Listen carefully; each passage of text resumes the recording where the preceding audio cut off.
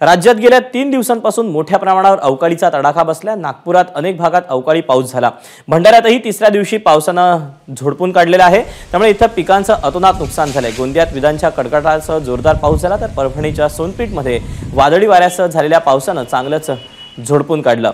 इथं अनेक ठिकाणी झाडं देखील उन्मळून पडल्याच्या घटना घडल्यात, तर दुकानांचे पत्रे उडाल्यानं व्यापाऱ्यांचं मोठं नुकसान झालंय।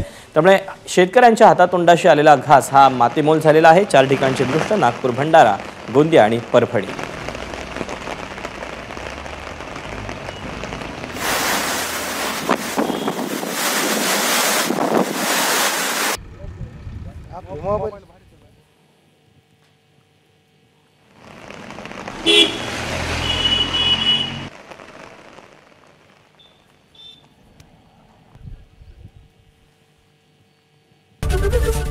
एबीपी माझा, उघडा डोळे बघा नीट।